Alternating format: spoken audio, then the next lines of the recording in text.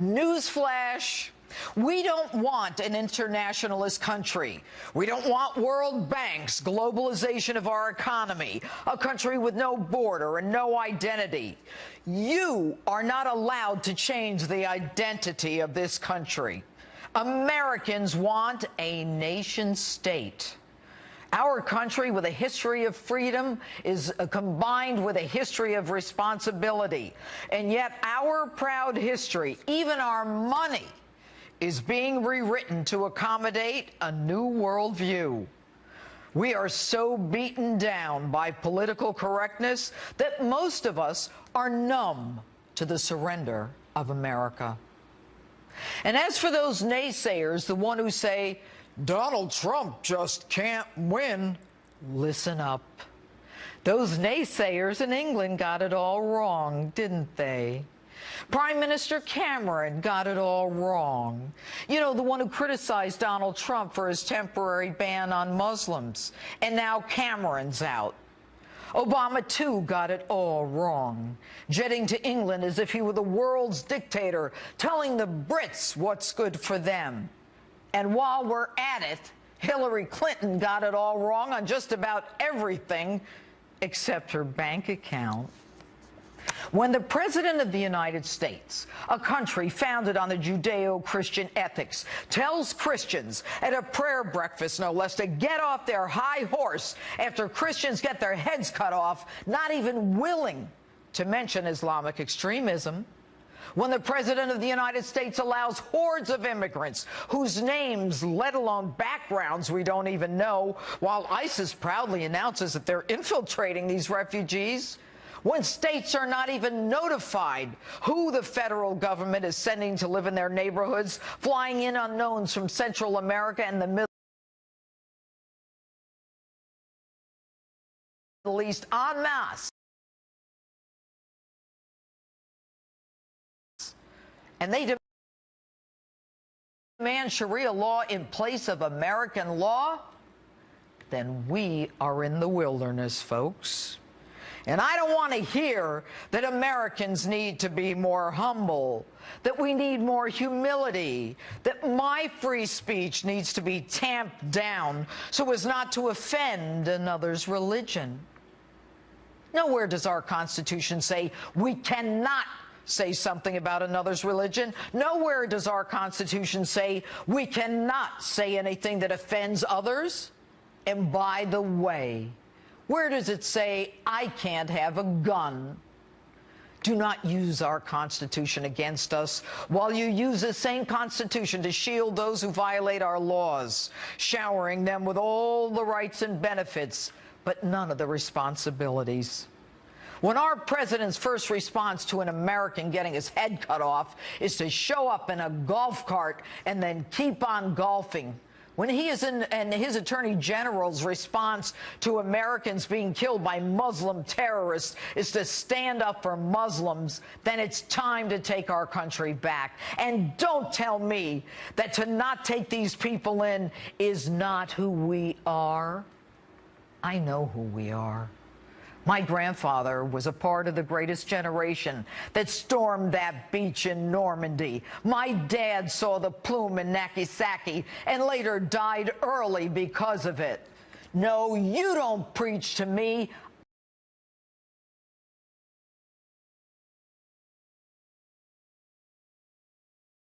I know who we are, and I know who I am. I am an unapologetic nationalist.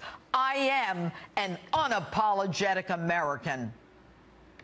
And that Statue of Liberty that says, give me your tired and your poor and your huddled masses, we never had a problem taking them in from the beginning. We're the most generous country in the world. As a judge, I've sworn in newly naturalized citizens for years and have never been more proud of immigrants and America. But they do it legally. They have to swear allegiance to America, follow our laws, and they cannot be exempt from arrest because of their illegal status, as they now are in sanctuary cities. Even the Supreme Court had to stop the president who attempted to ban the deportation of 4 million illegals and give them an automatic right to work here. Folks, when a man running for president proudly carries with him the sword of socialism, and when a woman running for president accepts money from countries that kill gays and stone women to death for her family's so-called charity, when their holdings are invested in the Cayman Islands and her husband is middleman to some of the world's biggest deals as they feather their nest at the expense of America, it is time to take the country back. So no, I don't believe in globalization. I don't believe in this internationalist mumbo-jumbo hogwash. I don't believe in self-denigration.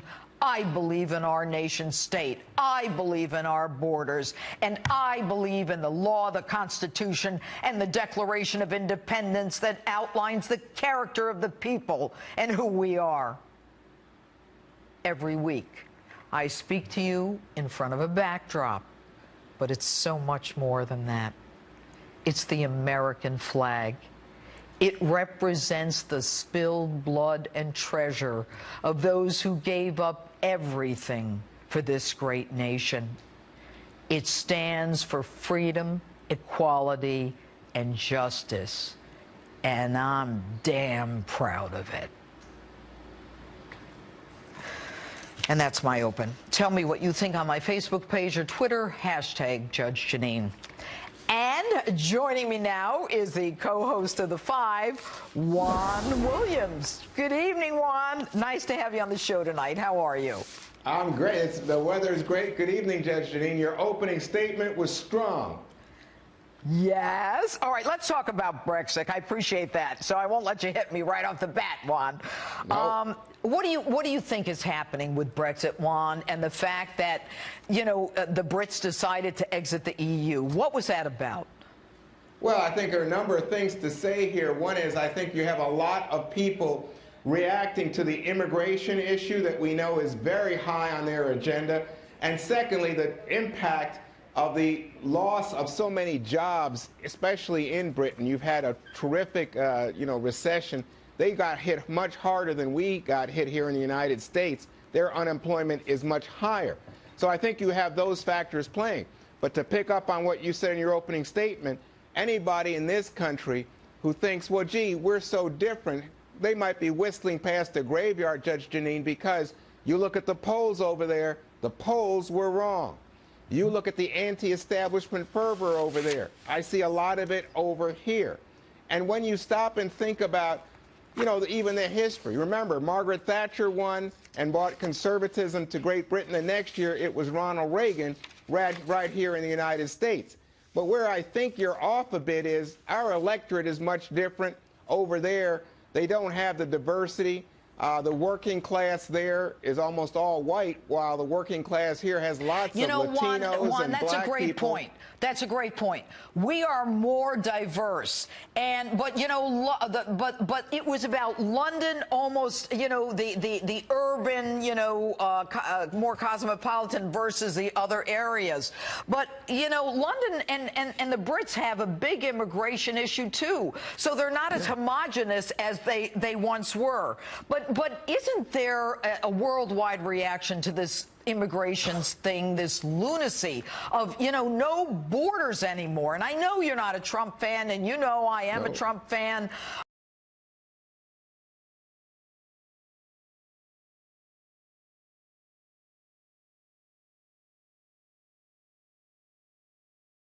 But, he has hit a chord that I don't believe Hillary Clinton can ever hit. No, but remember two things. One is, for Britain and for the European Union, they have endless borders, and they were being controlled by the European Union in Brussels in terms of immigration flows and entry. Here in the United States, we are blessed to have two large oceans, and we have two neighbors, Canada and Mexico. That's about it. You talk about Syrian refugees and fears that they're being infiltrated by terrorists. Germany's taken in millions. We've taken in less than 10,000. I don't even think 2,000 at this juncture. I think now they're not talking about 500% more. But look, Juan, you admit that we're flying them in. We are flying them into states around the country and not giving those states notice. I mean, there is a war going on between some of the in Congress who have no say with any of these refugee programs or bringing them in. We don't know who they are. Well, of course we know who they are. They have to go through a strict screening. And let's take the Syrian refugees, for example. It's 2 years, Judge Jeanine, before they can come anywhere near these shores. So we do know who's coming, but I think to your point, you look at what happened down in Orlando or San Bernardino. Those people were born in the United States. What we don't know, what we can't control is the kind of poisonous I'm coming ideology. up against a break, Juan. Here's the thing. The head of the FBI said if we've got no database to match them to, and if they're good and they say I'm not a terrorist, we let them in. Let's stop kidding each other. I mean, there is this naivete that we have, Juan. No. Last Look, you word, screen quick. people, you go back, you talk to neighbors, you look at their work histories, you look at their You're going to go back to Syria? You're going to call Assad and say, hey, did they kill anybody lately? Come on, Juan. It's good to have you on the show, Juan. Thank you. My pleasure, Judge. Good to be with you. Another bad week for Hillary Clinton as we learned that the presumptive Democratic presidential nominee failed to hand over a key email to the State Department. Ain't that shocking? With me now is American Center for Law and Justice Chief Counsel, my friend Jay Sekulow. Hey, Jay, how are you? Hey, Judge.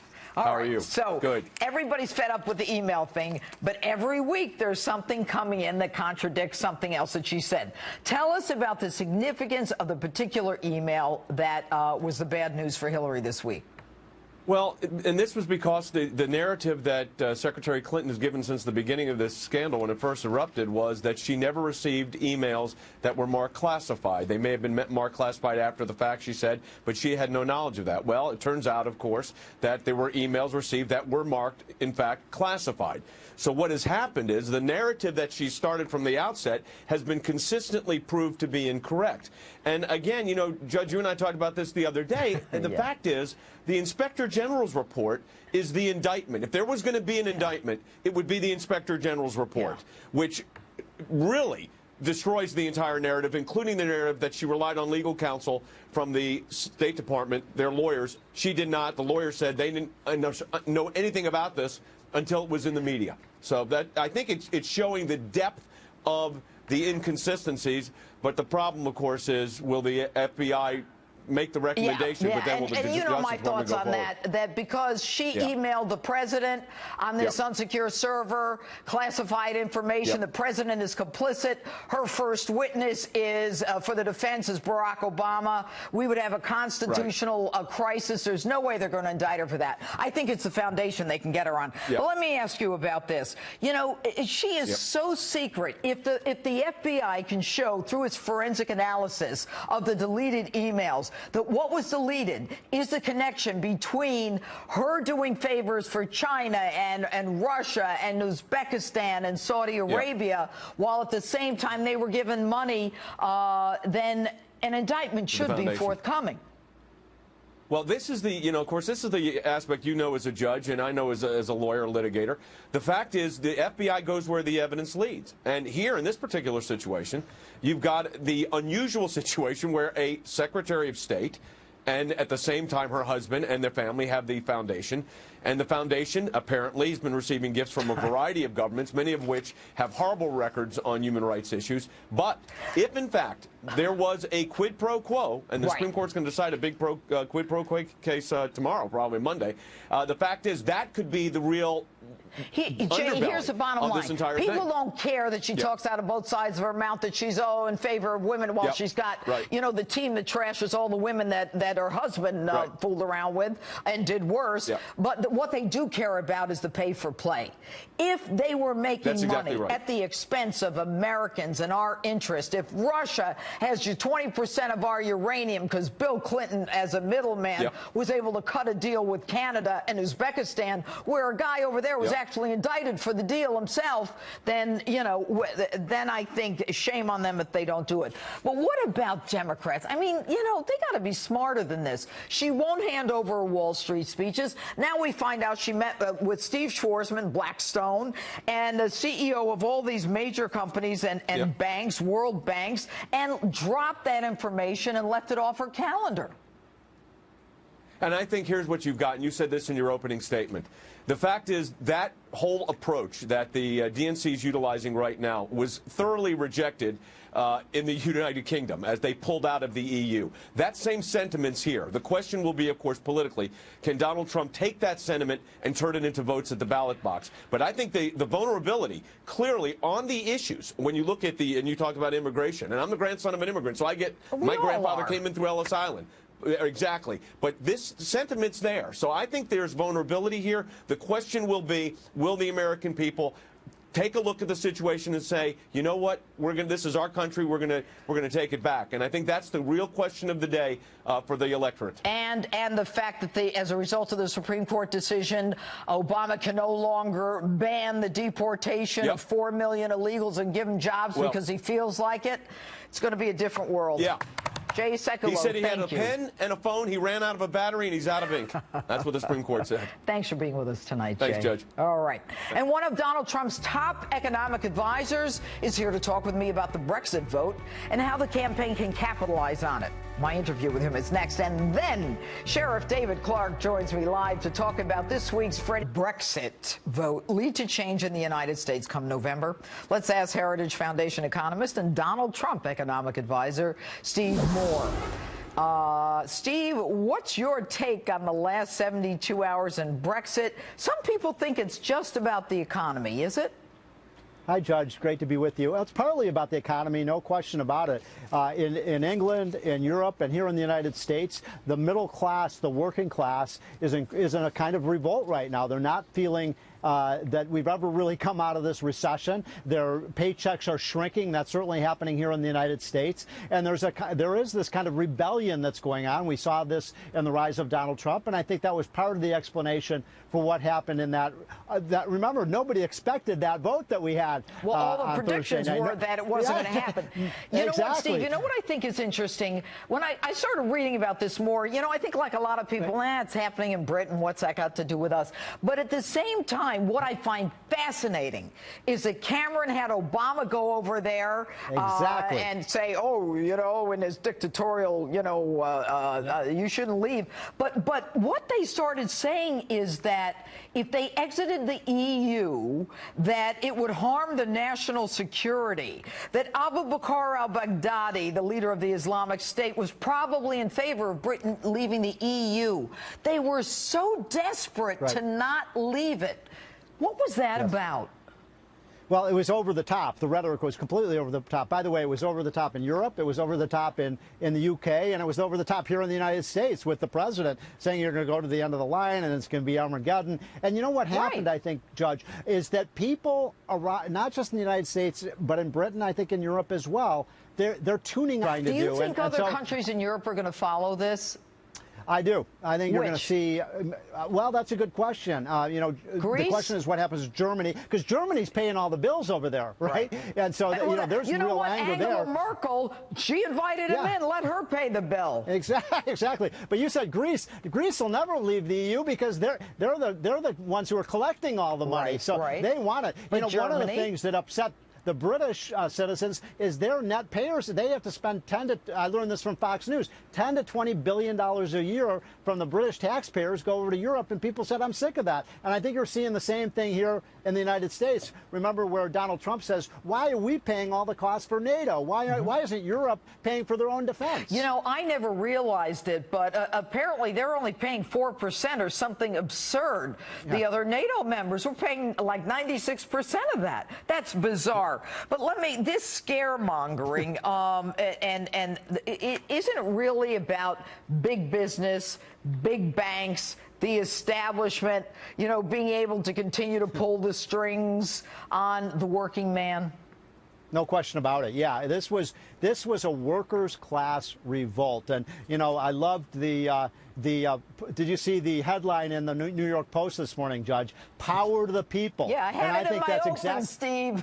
I know. Well, it was fantastic. And I think, we're seeing the same dynamics happening here, where I saw it in the Republican primaries, where a lot of the Republican voters, they just didn't believe what these professional politicians were saying. They've been lied to. They think Washington is corrupt. By the way, I'll just give you one amazing statistic. 3 of the 5 wealthiest counties in America are in Washington, D.C. Now, how did that happen, Judge? Gee. We don't produce anything in Washington. All we do is have lawyers and politicians, and yet we get all the money. All right, Steve Moore, thanks so much for being with us tonight. See you soon. All right. Street Justice takes on the congressional sit-in, and that's ahead. But next, the historic vote in England and the new details in the Clinton investigation. I'm talking about all of it and the impact of the race for president with my political pen. This very busy news night. Trump, Hillary, Brexit. So much to talk about. Let's get right to it with my all-star political panel, American Conservative Union Chairman Matt Schlapp and former senior aide to Democratic Senator Charles Schumer, Chris Hahn. Chris, where are you? I am in West Babylon, New York, out on Long Island. Oh, all right. Well, you're in the Hamptons. All right, Matt, Brexit, who does it benefit, Trump or Clinton? Trump, absolutely. You know what Hillary Clinton's campaign slogan is? Stronger together. What was the slogan of those who wanted to stay in the EU? Stronger together. There are so many themes that parallel what's happening in the UK and what's happening here. It's really interesting. Well, yeah, it is interesting, Chris, and I don't think you can deny that this is something that doesn't benefit Hillary. And you know what? The fact that she couldn't figure out a statement for a while tells me they were like in the trenches saying, oh, my goodness. But let's talk about what happened with this sit-in in Congress this week. Okay, so they have this gun control sit-in. What was the point of that? If they couldn't get enough people to get a signature, to get a petition signed for a vote, they couldn't get the amendments passed, they couldn't get in the House or the Senate. What is this, play acting? I thought it was exciting politics for a couple of hours. I think America really woke up to see that there's no action happening in Congress on a very serious issue. And whose fault is that? I mean, but all politics, Judge, is theater. And okay, I but it was whose good political fault theater. is it? Is it the Republicans' fault? I think that Speaker Ryan should let this come to a vote. If he really wants to see it happen, he should let it be. You know what? If they can't follow the system and the process to get a bill to on the floor, then it's their fault. It's a bipartisan failure. And you know what cracks me up, Chris? I just got to tell you this. Obama had the House and the Senate in 2009 and the White House. And today he's like, the Republicans are stopping us from doing this. What do you say, Matt? Hey, I think he wasted an opportunity then. What did you say, Chris? Sorry, Matt. I think he wasted an opportunity on guns back then. We know he wasted. I thought you were going to defend him. Go ahead, Matt. Guns. He didn't pass anything on immigration, shockingly enough. You know what this was, Judge? This was a sit-a-buster. It was people sitting around doing nothing. Well, they do nothing anyway. Do you know why they ended the sit-a-buster? They ended the sit-a-buster because they wanted to catch airplane flights to get out of town, and many of them wanted to go to the congressional baseball game. It was shenanigans and just a ploy from the beginning, and it's why Americans really hate Congress. They do. I got to tell you, walk the street. Wait till you see street justice. They hate them. All right, what about the Supreme Court this week, Chris? Bad week for the Dems again. Supreme Court decision, a 4-4 split, keeps the Fifth Circuit decision in place. The president is trying to block the deportation of 4 million illegal immigrants and give them a license to work. And they said, no way, Jose. Well, you know, bad for the president today, good for Hillary in November. If you're a Latino voter in America right now, you know exactly who's on your side and who you should be voting for. But you know what? I got to tell you. If Donald Trump doesn't get over 35% of Latinos, he ain't getting what if they're illegal? How are they going to vote? Well, no, you know, that's the thing. Legal Latinos in this country feel very strongly about this because they know how hard the process was. The legal Latinos who came the right way, who got a lawyer, who swore allegiance in this country, who know our history, who want to speak our language, they're angry that they had to pay those lawyers. He's underwater in Florida, and it's because of the Latino vote. He's doing very well among white males. Okay, Chris. Here's the deal. What happened in Brexit had a lot to do with immigration. The fact is this, which is we talk about nationalism. I just like to talk about sovereignty. Whatever happened to the idea that a country controls its borders and who enters this country? We are a nation of people who used to be immigrants, but we get to control when the immigrant gets to become a legal resident and a citizen. Guess what, Chris? That's not racist. And guess what else? Americans are responding to that message. Go ahead, Chris. Most Americans, Matt, including Donald Trump, didn't even know what Brexit was 2 weeks ago. They and know I got to now. tell you something. They know now, Chris. The Latino voters and educated whites in America are not going to stand for that kind of isolationism that they had there in Britain. In fact, most British people today are regretting what happened last week. That's really? Untrue. Did you do your own poll, untrue. Chris? Stop with the hogwash, Chris. Most Brits are regretting the decision they made 48 hours ago? Are you kidding? Judge, the polls actually show that more Brits are actually regretting the fact that they didn't also vote to pull out of the EU than the opposite. So that's completely untrue. And the fact is this, which is there's going to be some political turbulence after this pullout. There's no question. And everyone's going to use it for their political advantage. The fact is people get the truth here. Countries should be able to control their borders and control their economies. And that's the theme of the day. What's wrong with being an American? What's wrong with being proud of this nation? Why are people flying the flags from other countries and burning the American flag? I get the First Amendment, but you know what? They went too far. First of all, most people do not burn the American flag. Most people, there are very small, carrying the flags from the other countries are. Judge, I think most people, immigrants, non-immigrants, even people coming here illegally, want to be part of the American dream. That's why they come here. That's why my grandfather came here. Follow the American law, Chris. That's right. Well, look, if the American law was fixed the way it was supposed to be, if we were able to deal with the market in place, your family, my family, Matt's family follow the law. Judge, the fact is this. Not only do we have people here who shouldn't be here, they're here illegally. You know what the courts just showed, and the Supreme Court? The President of the United States is acting in an illegal fashion when he tries to give these people illegal status. In a sanctuary city, we don't deport them, and they're killing people. Shame on us. Match slap, Chris Hound. Bye. Street justice is still ahead, and next, some Law and Order with Sheriff David Clark. We'll talk about the Freddie Gray verdict this week. Don't go away. Was found not guilty of all charges. That makes him the third officer in that case tried without a conviction. Meanwhile, there are growing calls for prosecutor Marilyn Mosby to step down and drop the charges against the other officers in this case. Here with reaction, Milwaukee County Sheriff David Clark. Good evening, Sheriff. All right, the Freddie Gray case and what happened in Baltimore is pretty much a symbol of the black community's distrust of law enforcement. And yet here we had a black prosecutor, a black victim, a black defendant, and a black judge. Is this a racist verdict? Not even hardly.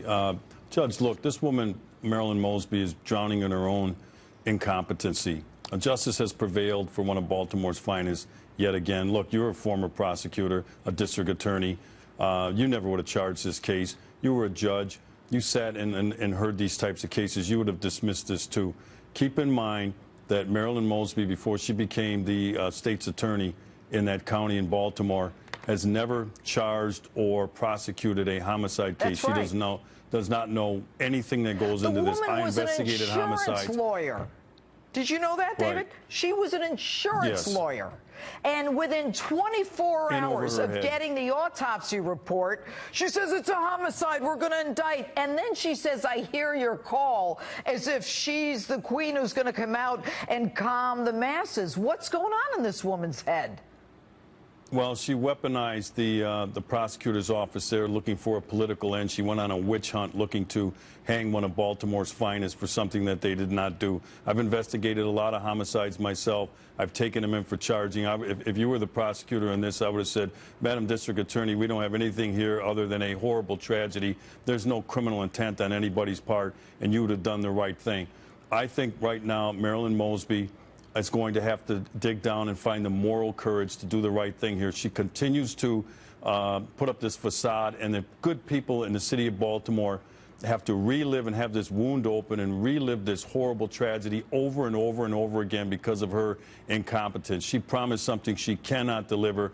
It's time to let the city of Baltimore put this ugly chapter behind her and let them move forward. I'm asking the Attorney General of the state of Maryland to move in, take this case over, go into a court, ask that these charges be dismissed, and end this horrible nightmare.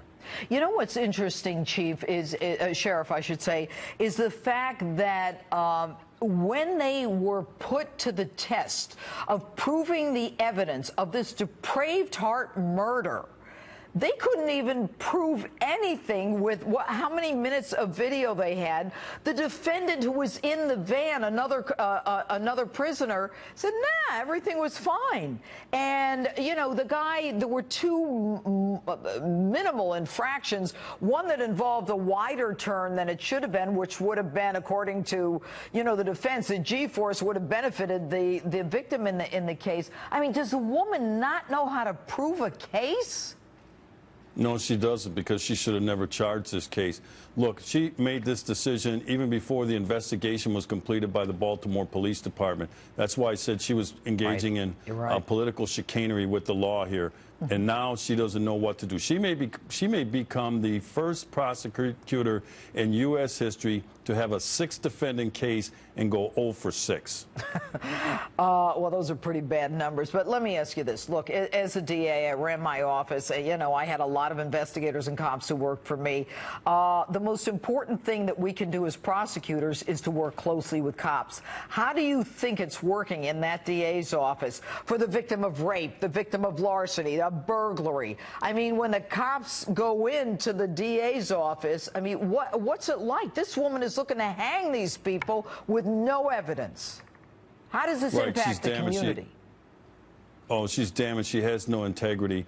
This relationship is ruined between her, the community, and the law enforcement officers, Baltimore's finest. That's why I think that she should give up her law license after she pulls out of this, and if not, I think the Maryland Bar Association ought to conduct an investigation and suspend her license. A first-year law student, a first-year person who's in law school would know, Judge, you know this, that they don't have anything to suggest any criminality above the standard needed, especially for a homicide. I've worked homicides. I've brought them in for review. It's a very high standard, and most times prosecutors don't take chances with these types of cases. All right, Sheriff David Clark, thanks so much for being with us. And lawmakers take a seat in a sit-in on Capitol Hill, so I hit the streets to talk about it in Street Justice. Stay with us. Sit-in over gun control legislation, a sit-in. They stopped working because they were mad that they couldn't get their way. So I hit the streets for some street justice to get your take on the congressional chaos. Take a look. Okay, what do you think of the congressional sit-in when everybody brought their sleeping bags and sat on the floor in Congress because they couldn't get their way? It's a start. It's a start? No, it's a stop. It's not a start. All right, it's a stop. I mean, get something done already. So you have all these Congress people bringing in their sleeping bags because they can't get a bill passed, and they're kicking and screaming. Is it any wonder they're held in such low esteem? It's not wonder. I mean, that's what they're doing anyways. So what are they doing? They're sleeping. They brought their sleeping bags. They're ready to camp out. Yeah, well, now they're admitting that they're doing nothing but sleeping. Listen, I just like to see our government get together and be effective. I'm getting tired of watching what goes on. Yeah, but we're all tired. They're held in such low esteem. 18% approval rating, okay? Deserve it. It's all a play to take our guns. Don't believe it. I'm telling you, it's just not right. They're acting like children, but if the Republicans did that, oh my Lord. What do you think of all these Congress people and the sit-in in Congress because they couldn't get a bill passed? They brought their sleeping bags. Well, I think sometimes drastic action is necessary to get things done. Why sit in Congress? Go outside and sit in and let Congress do the people's work. Well, I think they're sitting in because they want to create action.